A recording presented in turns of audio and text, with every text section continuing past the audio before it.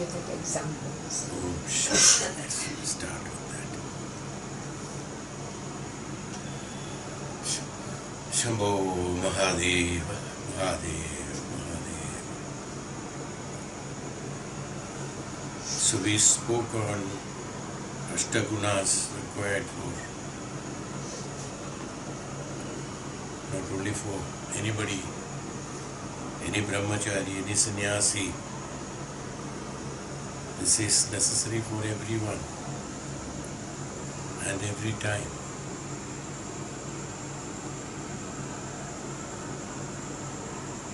The more we are intense in those involved and then transform to that and make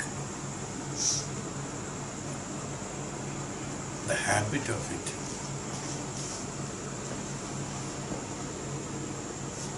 the benefit is ours. It all depends upon the seriousness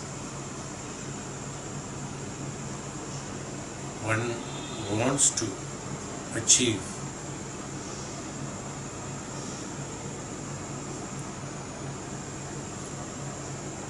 That what is necessary for his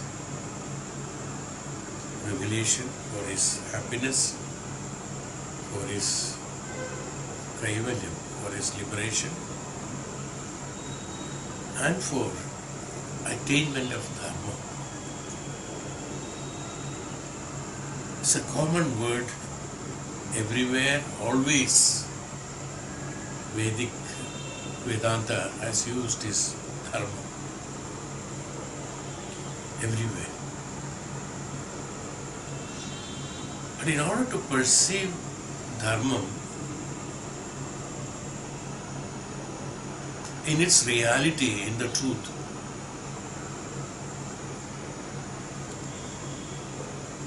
and retain with that,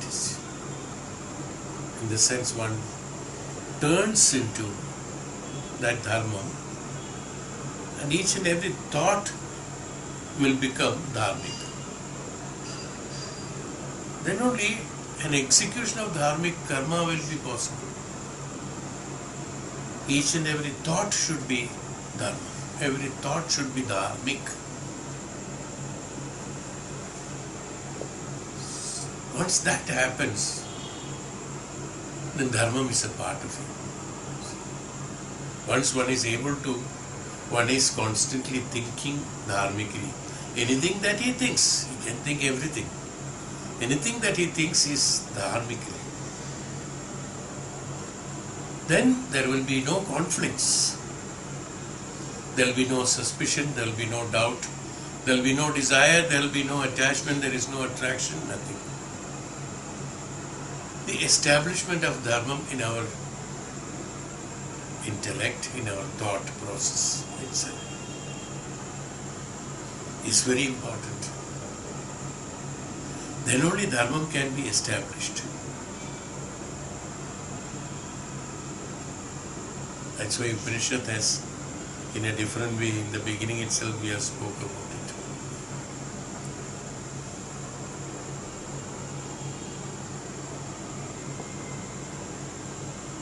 Don't try to discuss Vedanta. Just listen and accept it. I have myself must have told number of times. As your intellect and intelligence is not capable of analyzing and understanding the Vedanta principles and the Brahman, you accept them as they are, because that's the greatest jnanam that has been available to us. People who are listening to it should be happy. People should be happy because seldom one gets the opportunity to listen to the absolute Brahmajnana in life or number of lives.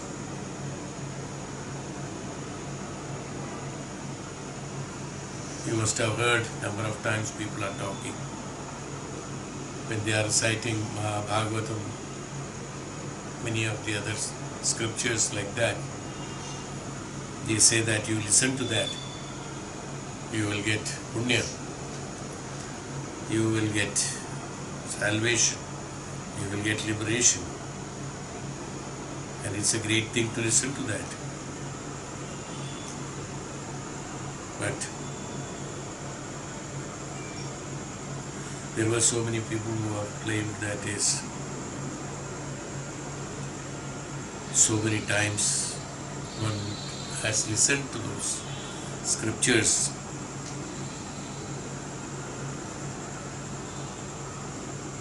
This is not what the Maharishi or Tapasvi or Vedavyasa means by listening. Should be, as we have told, Shushrusha, Shravanam, Grahanam, Mananam.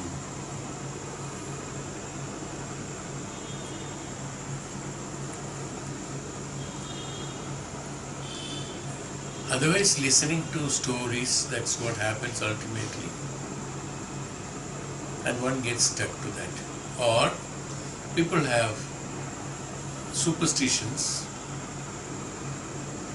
By listening to that, I become very spiritual and God will bless me. Various impressions have been, may not be their mistake, maybe the Vakta's mistake. He says that, God will bless you, and if you listen to this, God will take you to Swargaloka.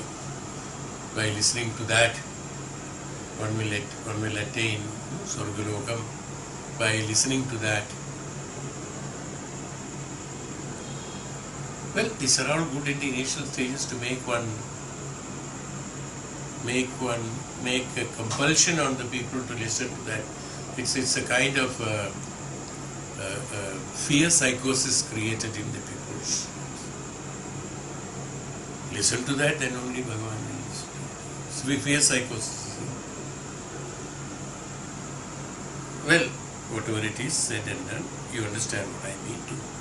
That is not what is required for the true listener. The true listener should be like what we said, Shravanam.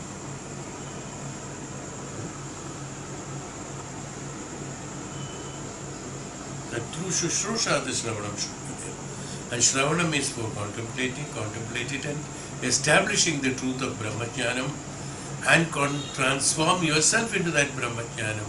And every thought and every function or every karma of yours should be dharmic.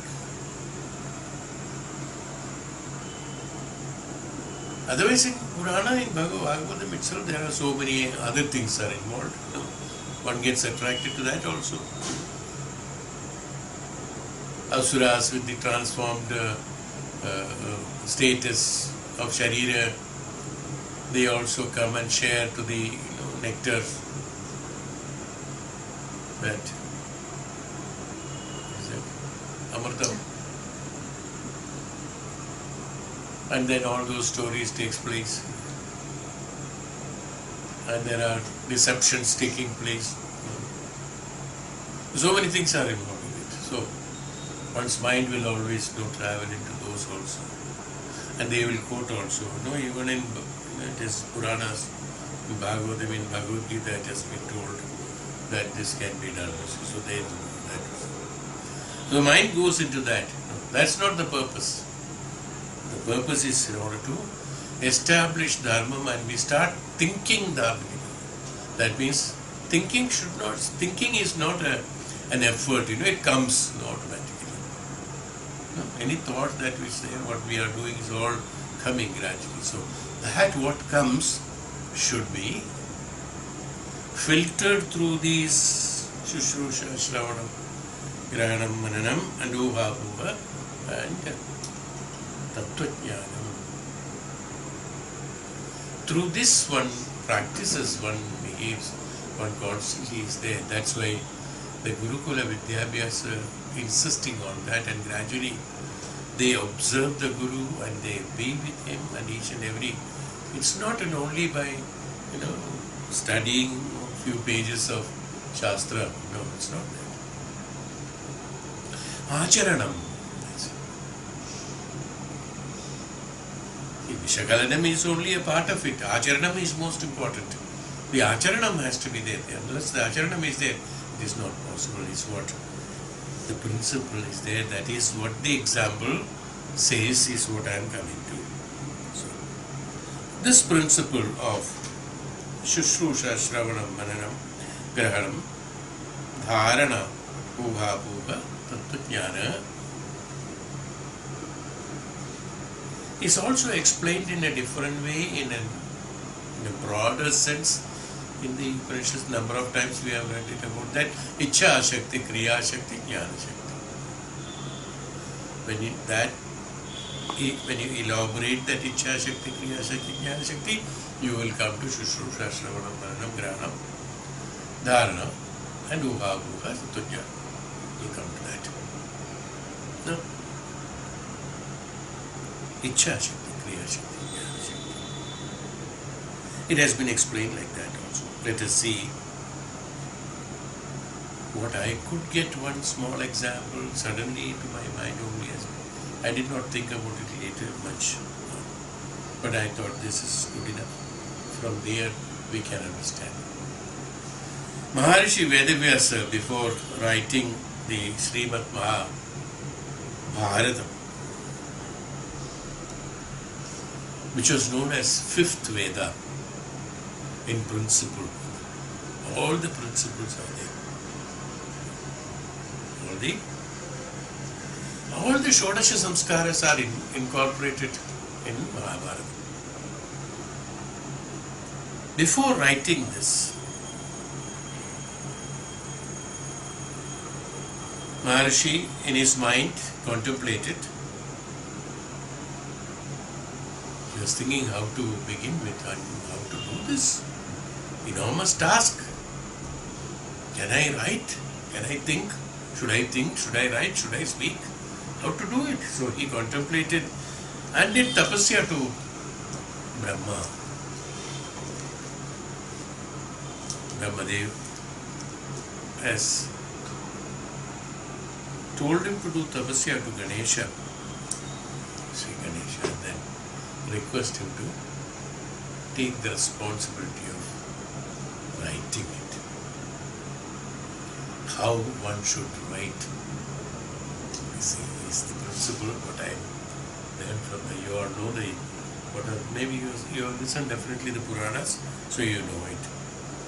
I would like to emphasize the importance and highlight how related to Shushrusha, Shravanam, Mananam, Grahanam, Dharana, Uha, Tattva-jnanam involved in that principle. See, then only he could write that Mahapuran. When he contemplated and then meditated on that, did tapasya, Ganesha was probably advised by Brahma or his own. He came and took the responsibility. Yes, I will do it. Then they had a small dialogue, discussion. How should we do it? Like any of us we do. How should we do it? How should we start? When should we start? Vacha, Muhurt, this, that, everything has been fixed up. When everything is finished, Ganesha, then Vedavyasa put certain conditions. Bhagavan. One is that you should not stop writing.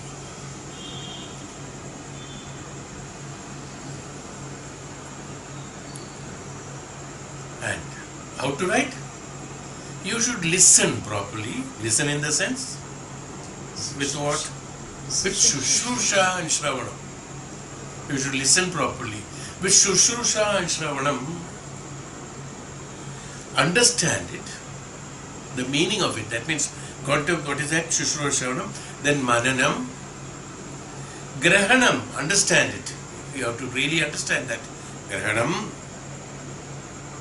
Then you should have a dharana of that exactly. That means you should convince yourself that what I have told is right. There cannot be any change on that. So through Shushusha, through Shravanam, through Maranam, through Grahanam, you should have the Dharana. Dharana is that. Dharana. Once Dharana is done, Dharate iti Dharana has been established. Then it cannot go out anywhere. That Dharana has to be brought. Understand.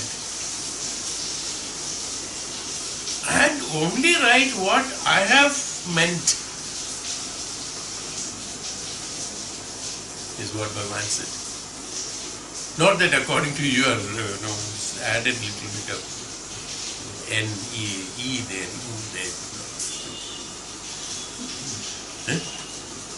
What I thought, the purpose of that, because it's in Sanskrit, the word, when I speak or when I tell you, in that particular instance and particular circumstance, it has that meaning. So, you cannot deviate it. That means you have to have a proper dharana, and after having dharana, you should write only what I have thought, not what you have thought, or what you have understood. Well, first of all, understanding is like this. If the understanding is like that, and if the dharana is like that, then there will be no change, naturally, because whatever has been told by him is only truth, and that is what is called dharana. Dharete iti dharana. That means dharana. That means perceiving that. That's called perceiving. Remember, I told you what is perceiving.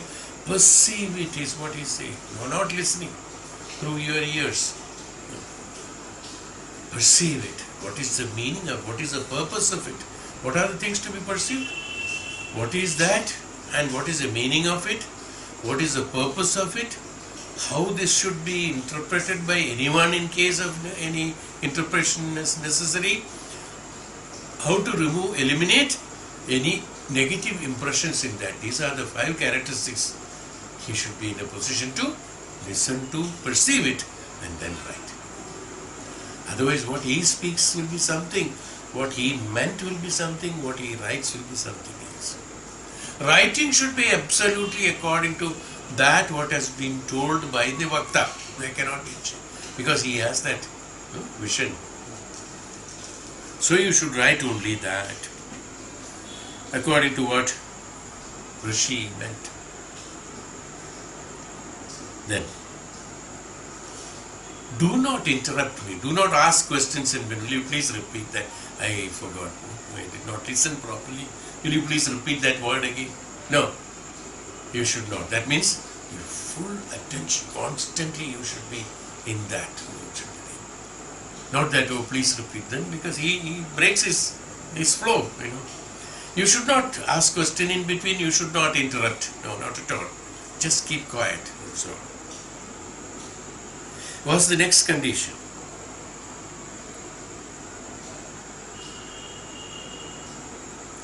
So these conditions he has put, almost this. I think this covers most of the things. These were the conditions Rishi said, otherwise it is not possible. Now what does it mean? I will tell you after this. Ganesha also put some condition that not only one-sided, it has to be both-sided. See, Bhagavan Ganesh has put the condition saying that, He Maharishi, you should not stop talking. Constantly you should be saying. I will not stop writing, but you should not stop saying. You should be constantly talking. No more in between. Stop. Full stop, comma, nothing. You tell, I will put full stop and comma. I know where it is. About 100,000 shlokas in Mahabharata, which has been told that it has been completed. It took about 2.5 years' time for them to complete it. Ganesha has said that you should not stop. Now, why these conditions have been? Why? Because what is that? Bhagavan Ganesh should keep away from his likes and dislikes while he is writing. Now, these are the principles. Ganesha, I have added to that, but for anybody for that matter, one should know, one should keep away his likes and dislikes. So what he has told, no, it doesn't fit to this, not my liking. His thought should not be there. He should be absolutely blank. His likes and dislikes and ahankara should not be there. I could have written it better than, the word what he has spoken is not very, no, I should have written it better. Likes, here principles are likes, dislikes and ahankara should be kept aside. That is what Bhagavan said, you should not. You should constantly write, you should not ask questions in between, and you should write only what I said, not according to your thinking, because that ahankara should not come.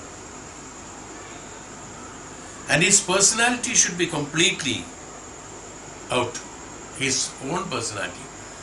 At that point of time, he should think that it is Bhagavan Vedavyasa who is writing, not me. Ganesha is no more there, or according to, well, as far as this instance is concerned.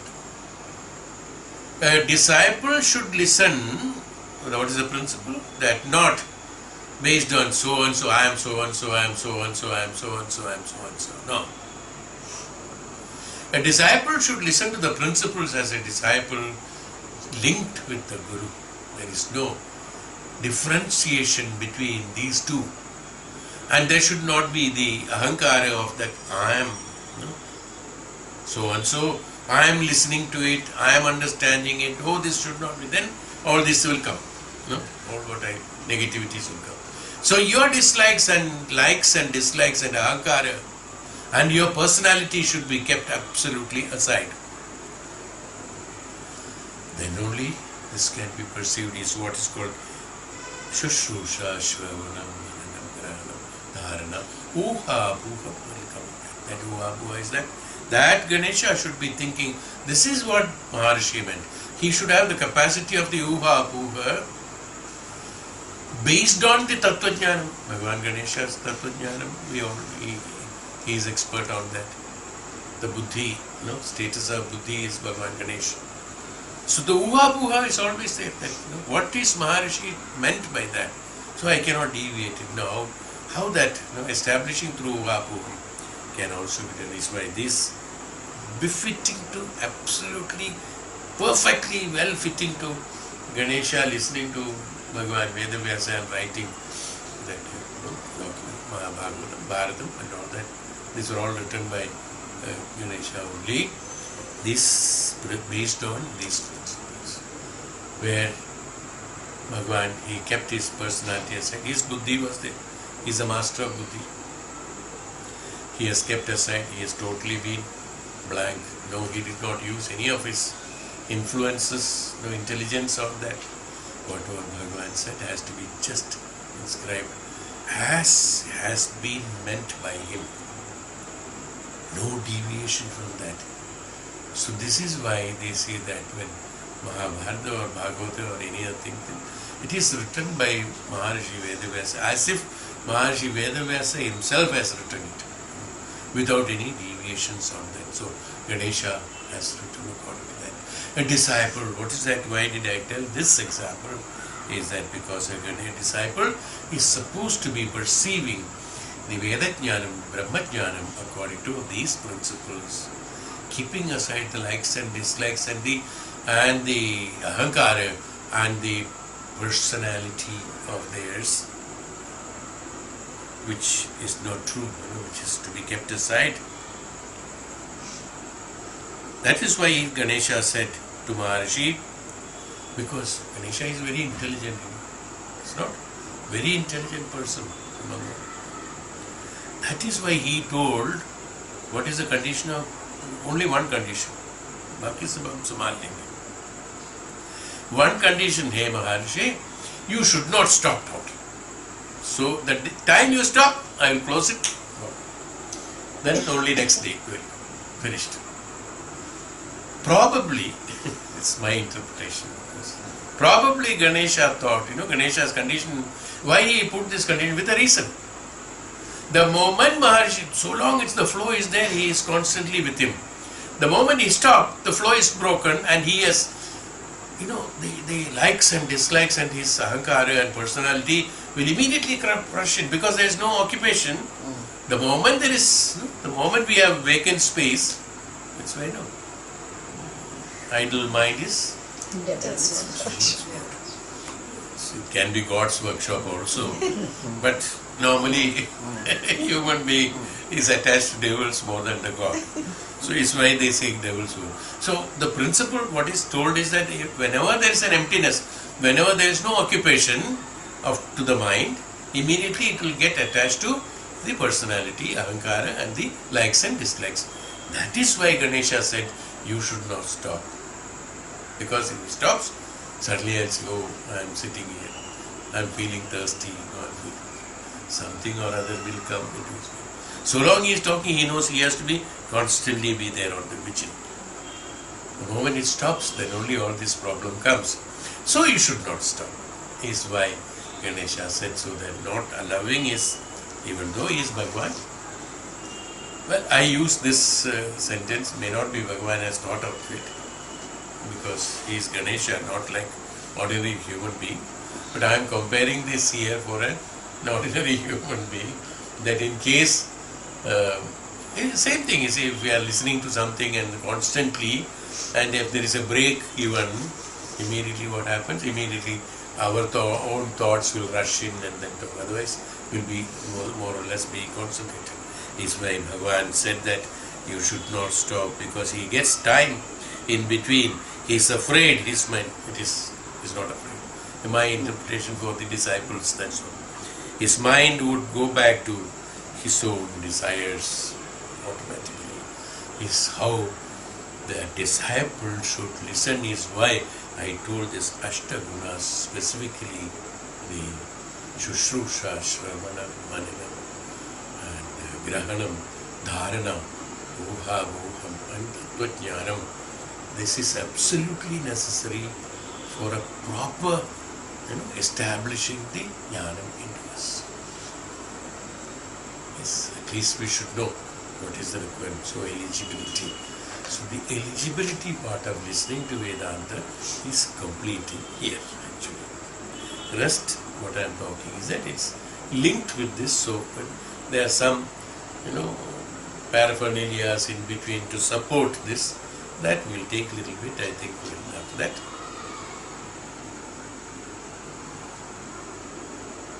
I will give you freedom to think what you like after that. Yadi echasi tatha kuru. With such dedication, one who understands the jnanam, these are all according to some paraphernalias. As far as the eligibility is concerned, this much is the one chapter finishes. This is what I meant by eligibility. There may be more, but anything can be connected with this thing. I think more or less we have covered the qualifications necessary, because too much cannot be done also much before. With such dedication, one who understands the jnanam, no doubt will get liberation. Why is it necessary?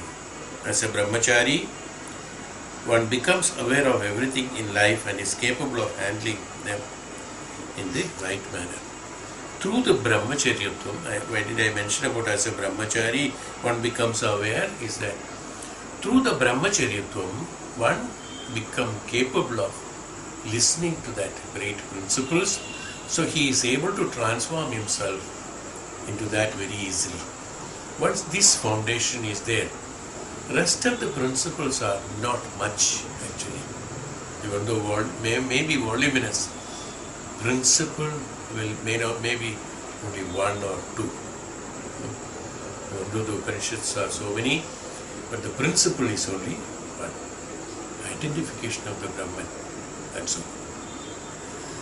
And merging with the Brahman. How to get liberation from this and merge with the Brahman. This is the jnana. That only is the jnana. Other than that, all are avidya, we said. So is why I said brahmachari. Who is a brahmachari? The one who is doing the acharana of the Brahman Brahmajnanam is a brahmachari. The disciple who is listening to the principles of brahmajnanam and one who perceives it and follows that principle is a true brahmachari. Once he is a brahmachari, then in that brahmacharyatvam, that means with the austerity measures of the mind not getting diverged from this subject and also getting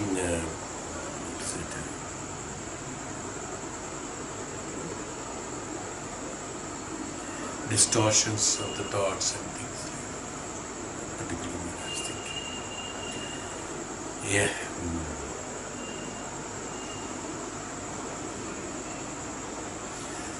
So long that he maintains that principle, so that all his thoughts will be transformed into the dharmic way.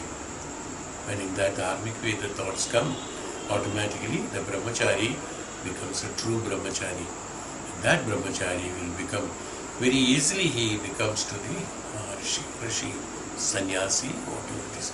Even in the eligibility we said that even for the grahastha-ashrami, this eligibility is necessary so that he, as we said, that we always said, number of times we repeated, he becomes eligible to really understand what is the life and they live it in the right manner, dharmically, with that understanding, and he gets detached from that experiences.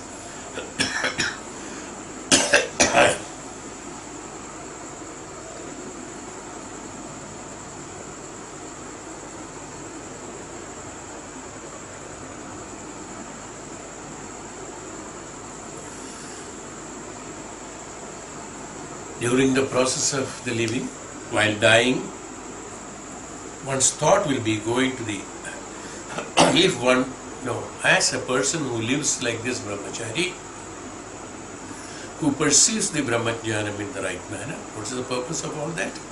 All these are required only for this. Once he understands this, when he becomes a brahmachari, eligibility is there and he is established, perception of the brahmajnanam is perfect, and after that he leads even the grahastha-ashramam, sannyasam and rishitvam is perfectly fine if that can be done. If that cannot be done, that's the best way. If one has to continue with the grahastha-ashramam, one should continue with the grahastha-ashram, no doubt. One karmas are to be finished. If one has a brahmachari, his karmas have to be finished. So but what happened, the difference? Being a brahmachari and having undergone these things, he has totally established what is the dharmic way and how to perceive the jnanam. And through that jnanam, he need not to put effort on his mind and thoughts that I should do like this, I should do like this, should I ask somebody, should I take a course on that, should I take somebody's advice, or should I analyze it, should I discuss it, should I do it on trial and error method and try to find out, cheat somebody, lie someone, and this. No such things are required for a brahmachari. He exactly knows how to plan his life and how to lead his life, how to execute his karmas, how to exhaust them. This, for him, absolutely not necessary. On the other hand, he can advise others. So in this way, then what happens? His mind agitation, then you can imagine in that condition what would be our status. Absolutely no agitations to the mind. No? Absolutely no agitation. When there are no agitations to the mind, because things will, I know what is to be done today, tomorrow, day after. Everything, when it comes, whatever is necessary, that is being executed, because he need not again do a planning and this, that, nothing is required.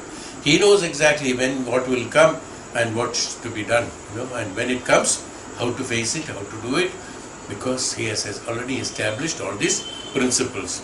So the mind is absolutely calm. Mind is non-agitative. He doesn't get any problem at all. So there is no kashta, dukkha. When there is no agitation of mind, when there is no thought, disturbing him, there is no kashta. There is no dukkha. When there is no kashta, dukkha, there is sharira sukham. Mind, body also becomes absolutely perfectly healthy because of our psychosomatic disorder only.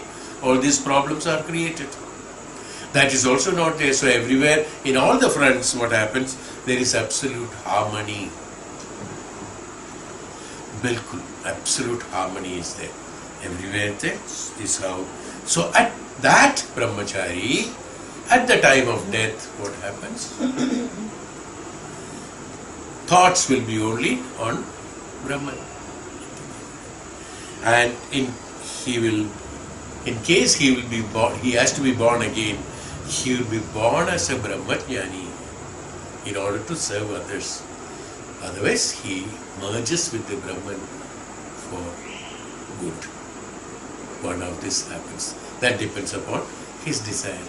Having done all these things, having exhausted all the karmas, being a Brahmajnani, when he is dying, he thinks that I must come and serve the people to know the Brahmajnanam. I must come back and tell them, teach them, guide the others for the for showing them the path of the Brahmajnanam. If that thought is there, he will be born as a rishi or a sannyasi or something to guide others, so that look, please do this and then do it, like Vidura guiding all the Kauravas and Pandavas. Dharmam, dharmam, dharmam, dharmam. Same way we can do. This is Antya. This is the last stage of the Shodasha Samskara. This is the last stage of Shodasha Samskara. This is known as Antyeshti. Antyeshti. So, what are the Shodasha Samskaras is what I said. Let us briefly go through it, so it will be complete. What is Antyeshti? Forgotten, we will say that. Shodasha Samskara begins with the Garbhadanam. Garbhadanam, that means before the birth. How the soul gets into the Garbha. He decides, we have explained this I think in detail. I will not go into that detail, just touch one or two points and then I think that should be good enough. Garbhadanam is that the person, in order to fulfill his karmas, he is selecting the mother and father depending upon his necessity of the karmas and support necessary. He chose the Garbha Patra accordingly and then he takes a birth there. But for perceiving that, what happens? Lot of discipline has to be done by the people who are living already. This soul, in order to receive this soul, one has to prepare.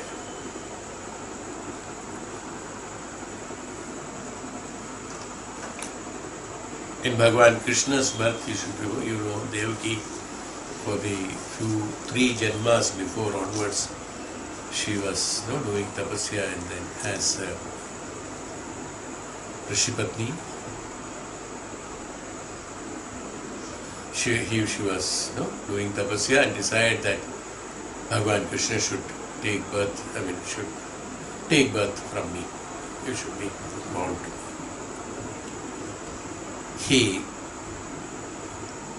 He blesses the boon, he gives the boon, okay, I'll be born to you as your son, no doubt. That was her desire. This was there in tapasya. So like this, in Garbhadanam, so what happened?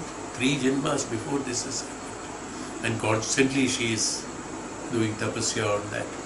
So in order to receive that soul, she has to be a Rishipatni, she has to be following certain things because she has to conceive that soul who is an avatar of the Brahman. It should be so pure. That purity has to be maintained. Is why there are a lot of Hindu principles. You must have read in the principles, we have written about that Acharam, the Hindutva in the Acharam. There are a lot of principles are there. Those principles, how the lady should be behaving, not in today's world that is not there. Today's world, the lady is meant for, not for all this. But originally, according to the principles, She is.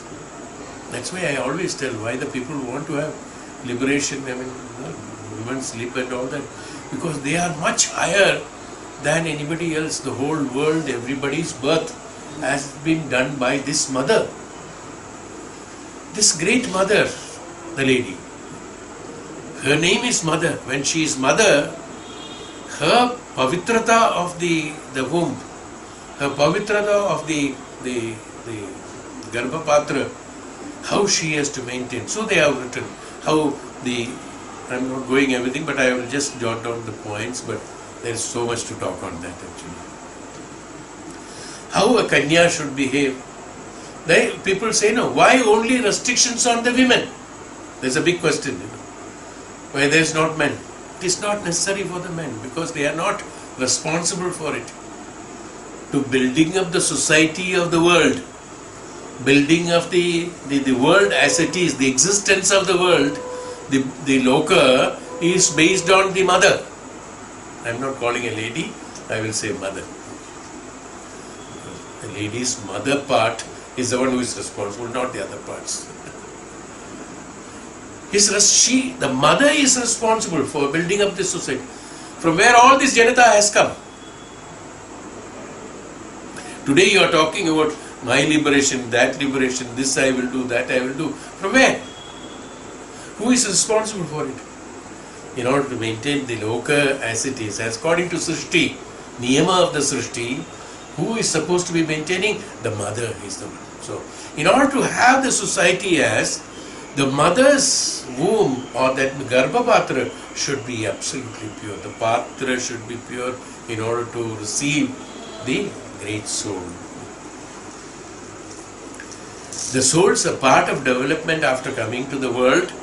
The first development and the basic developments are taken place in the womb. That we all know, medically also we know that is.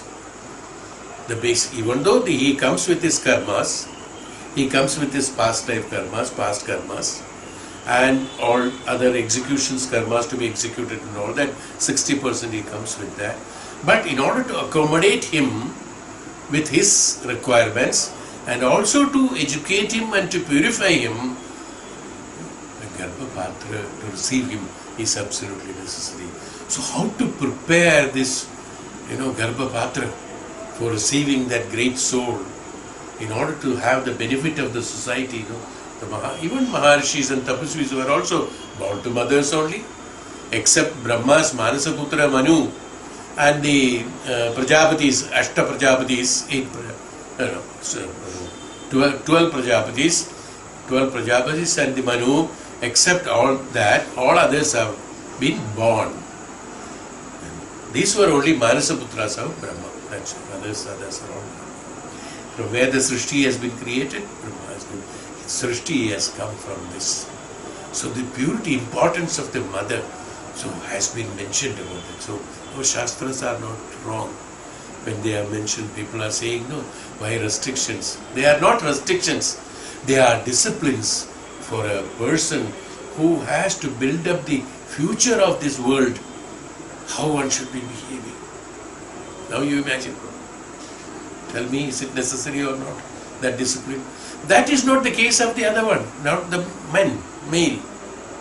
The responsibility of that. He says that to take care and facilitate all the facilities for the mother in order to have that purity and maintain it is the responsibility of the mother. He has to provide. He has to provide all the facilities. The one who is providing, that means the one who is assisting. The one who is assisting the Srishtikarta, he is junior or the one who is above junior? Liberation, who should have the liberation? Who should have the liberation? You understand now? Who is important? The mother is important.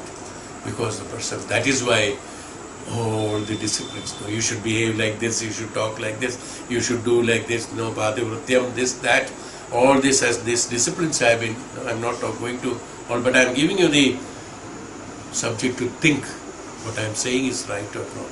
Contemplation is yours and judgment is yours. Who is important? That mother is important, that lady is important. That's why in Hindu Shastra we have given great importance to Devi pujas, Devi. Deva, Devi, nothing is there. The power is one. Brahman is one.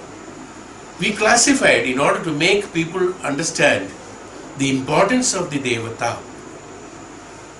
Devi in the Rupa of the female. Is there any Rupa? No. When we discuss about Upanishad, we say on one side there is no Nirakaratva we are talking about. And here we are talking about this. This is necessary for the people to understand. That was the initial stage of teaching, that how it is to be done. Then gradually we should think, is there a male god and a female god? No, there's a big discussion on that, unwanted discussions, and I see in the media also about the male and female god and all that. And one of my relative told it is, what is it? Dravida god, Arya god.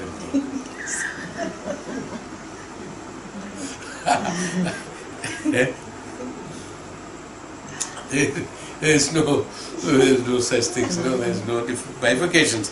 So, Garbhadanam, basically the discipline of the both, of course, it is not that. The one who is assisting as well as the one who is taking the responsibility of the Garbhadharanam, how the purity has to be maintained in order to have the great souls like Bhagavan Krishna. Great souls have to be absorbed, and then these basic culture and basic cultivation of the acharanam of that particular soul during the process of his, even though he has got past karmas, but he has come only to liberate from the past karmas. You should remember that. So in order to liberate from the past karmas, he should be equipped with the eligibility of liberating himself. That jnanam has to be there, that capability has to be there, dhairya has to be there, everything has to be there. Dhairya means not courage. Dhairya is what? Dhira. Dhira. Who is Dhira? The mind. Who is Dhira? The one who has got the Indriya Nigraha, who has done, is called a Dhira. That who is not attached and attracted to anything where there is no. So this has been converted into Nirbhaya. Nirbhaya means what? Who doesn't have bhayam? One who's an idiot. He doesn't have any bhayam. Another who is the most jnani, sannyasi, walks on anywhere, no bhayam at all. By jnani, here the meaning of dhairya means the one who is a jnani, the one who has done the indriya nigrahas, who has identified, is called a dhira. Dhira.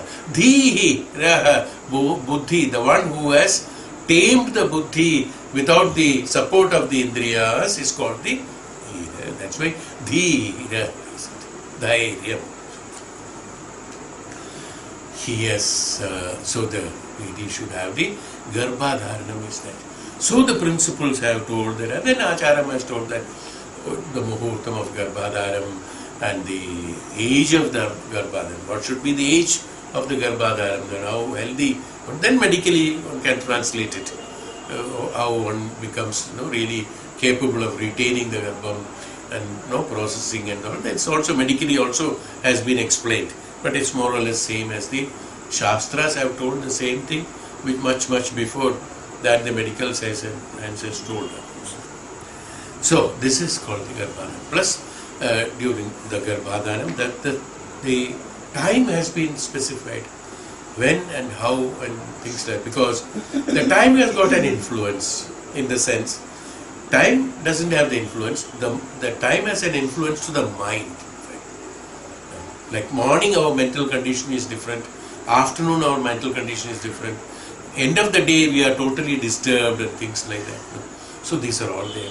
Then they have told that these principles have to be followed for the Garbhadhanam. This is called Garbhadhanam. Garbhadhanam is not a process of a mechanical process or a process for any other entertainment. It is not like that. It is a great responsibility of the Brahmas which has been given to mother. And father, of course, is supporting, is there. Definitely it has to be together. And that is why, that's how the Janma of the human, that's why it is known as the Manava, as the Manushya. The one who has got the Mana is called Manushya. That means the capability of thinking. It is necessary for his thinking to be done. So the purity has to be maintained. That is why so many restrictions on a mother to be, how the mother to be behaving, how the mother to be perceiving, the garbham, and then how prasava has to be done, how the mother should maintain that and then continue with the taking care of the children, nursing the children, so that in order to prepare him to face this world, prepare him to contribute to this world, prepare him to be a jnani in the world, prepare him to be a wonderful person in the world, a great jnani to the world. He has to contribute something. He's not been just brought to live. No, even though he has come to fulfill his karmas, through this he will fulfill his karmas and he will be beneficial to this world. Is why this srishti is given. To give that srishti, the purity of the patra is how much it should be. You know that is. Even though the milk may be good, but the patra, if it is dirty, within the moment it comes to this, finished. That is the importance of the mother. Is why so many disciplines have been advised, not imposed. Advice for the ladies how to behave, the mothers how to behave, so that this could be done. Is the reason. This is Garbhadana, the importance of it. You must be thinking, why in Shodasha Samskara Garbhadanam has been given, something else should have been given. Many people think like that. You know the importance of it now? Do you get it? Yes. How important it is, how basic it is, how important it is, how great it is, and what responsibility it is. Equivalent to Devata. That's why before telling about the gods, the Maharishi, even Guru, everybody has told Mata, Pita, Guru, Deva. First position has been given to the mother as a god. Who? Srishtikarta. Who has given the Srishti? That Brahma has given the Srishti. Like the Srishti will be there. Brahma has also created Asuras, no doubt. So we also do that. Now, but unfortunately, now only Asuras are. Pumsavanam, between the 2nd and 4th month of pregnancy. During the pregnancy, how the lady should be taken care so that the purity and the mental condition of the Mata, the creator, she is a Brahma at that point of time. She is a creator at that time. She is a Brahma. So puja to the Brahma has to be done. We call it as Godh Barai and so many other things are there in different forms. It is a puja actually. It's a worship to the Brahma so that the srishti that is being made should be perfect. This is in between 2nd and 4th month of pregnancy. This is what is described by Shastras. To ensure proper health and fetus and proper formation of organs, etc. There is an important factor at this time. Very important factor. As I told you, that he has been brought for purifying himself and all that. Beautifully, the Shastra has told that. During the 2nd and 4th month only, at the perception, the soul, when it is brought to the Garbhapatra or what is it?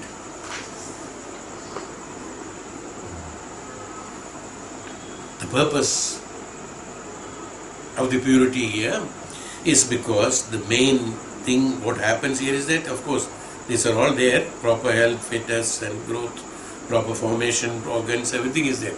But the main thing is that in every human, there is mrgiyata. Even the one who was the soul, who had the mrgiyata, that is why mrgiyata means the animality. That's called mrgiyata. That animality was there. That's why he had to come again back to do his karmas, because through his animality, whatever akarmas have been done, or the karmas which are not necessary, he has created a karma phala.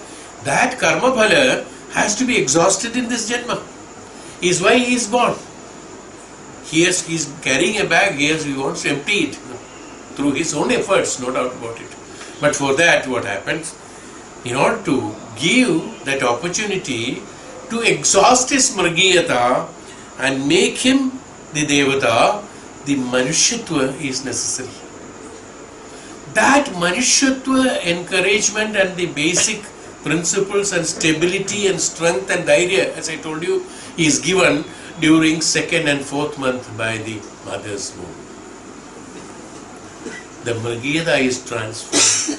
The Mrgiyata has to be transformed and then brought to Manushyatva in order to become Devata, is why the absolute, the thought of the mind of that mother should be such that you are going to create a soul, such a soul that who would be a Devata by offloading his all the Mrigiyatas, becoming a Manushya, and then he will be a Brahmachari. As a Manushya only he can Brahmachari.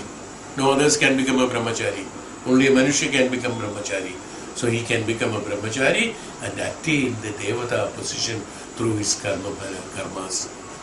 Is the time between 2nd and 4th month. Is why many rituals, in many different world, in many places, many ways it doesn't matter. Whatever ritual you do doesn't make any difference. Whichever way it is, it doesn't matter. Rituals change from time also. It has to be changed also. And it can be done, but what happens? The mother's mind has to be in the position of the Devata Swarupa. That's why they said during the pregnancy, I have always told this in our Reiki classes also, that one should be, they say Puranas, listen to Bhagavatam, listen to this, listen to that, read the good things, think thought, positive thinking, should not be any problem. They should not confront any problem. Others should not give any problem to that mother. And that Bhautika, from the Bhutas, from the external pressures and problems, that also will definitely affect the mind of the mother. And that should not happen. Why? Because the most responsible thing what she is doing is that to convert that Mrgiyata into Devata through the Manushyatva. Is that greatest responsibility? What a responsibility she has taken. Even Bhagavan Krishna, when he was born, that was done, he wanted to establish Dharma.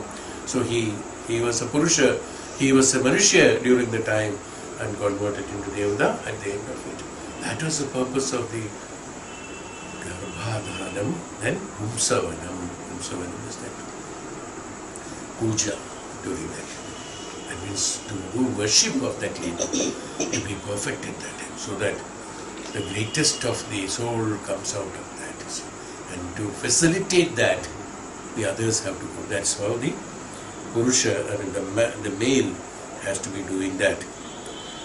That is his responsibility, to take care and see that the person is happy. And today, instead of the male, the mother-in-law takes over.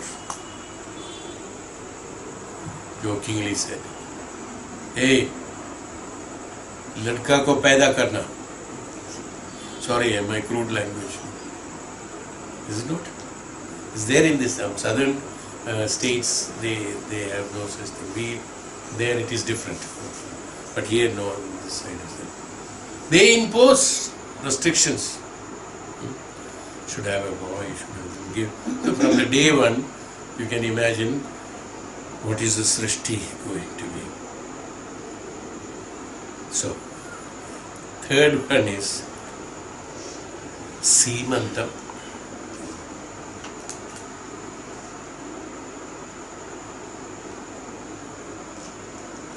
Seemantonnayana samskara. Seemantonnayana samskara. It is in short, it is Seemantonnayana samskara. What is that? To protect from all negativity, also stimulate to develop child's intellect. In order to develop the child's intellect, to protect from all the negativities. Seemantam. That Seemantonnayana samskara. That Seemantam is also another work, virtual. It is done at the 7th month. It is done normally. 7th month. That is the time when the soul is already there and organs are formed and everything is there. So that is the time the negativities. That's why they say during the 7th month, no, in our place, you all must be knowing better than me. During the 7th month, don't go out, पिशाच और जहाँ पर भूत है और जो घर में तो कोई there is a death has happened or some suicide has taken place or some other things are happening, any kind of, and telling them stories, watching those movies which are very horror movies and things like that, or reading horror stories, listening to horror stories, or horrifying the lady even in any manner, all have to be avoided. That means all from, not basically from the thoughts. One is that from the thought the negativity should not come. Then from the external applications the negativity should not come. From the food negativity should not come. From thought, from food, from acharanam, from vicharanam, from behavior, from receiving the care and you taking care, in every field there should be only dharma, then it is perfect. Then only the perfect. So Simantam has been done. Even lot of jewel, these rituals are there. Rituals are meant for making them happy. So naturally they say, I don't know whether right, not for all ladies, but many ladies, they would like to have most of ornaments, so gold ornaments have to be given, they have to be dressed up and then good clothes, and then sit Surya, watching the Surya, then certain things have to be given, whatever good, whatever the person likes has to eat, a lot of you all know it. So this is called Srimantagam in the 7th month. This is meant for not creeping in. They are trying, see how small thing, whatever she likes, you give them to eat. Don't ask whether it is healthy or not. No, at that time nothing. People eat raw mango, people eat mud. Yes, people who eat mud. There are and anything for that. Even though normally we say no, we don't eat, but at that time no restrictions. Why? Mind should not even suffer to that moment also that I could not eat that. You see, it's not that whatever let them eat. No. What is the principle behind? In that care of, there should not be one small negativity. Oh, I am restricted not to eat. See, one negativity. To that even has been restricted. So you can imagine. That's why these disciplines are imposed. Don't go out, because one may get a shock, one may get a fear, and suddenly something is off. Accidents and things like that. So in each and every, so you can imagine why these impositions have been provided. They are all meant for the great health of the mother as well as the soul you are going to create is why Srimantagam. That means no negativity. We think, oh, why so much of restrictions? Oh, mat karo, ye mat karo, udhar mat jao, ye mat karo. Karo, whatever you want, you do. Is that what should be there?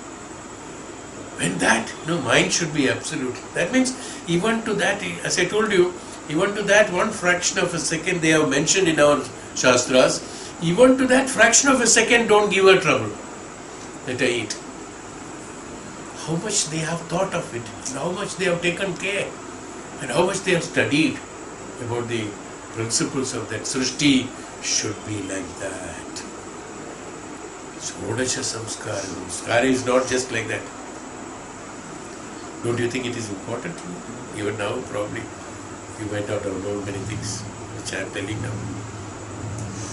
To that extent also you should take care. Okay. So, we are on the 3rd Simandornayana Samskara. The 4th one we will talk about in the next class. It's time. 4th is Jatakarmam, birth. There begins the child's responsibilities. Jatakarmam. Om Shanti.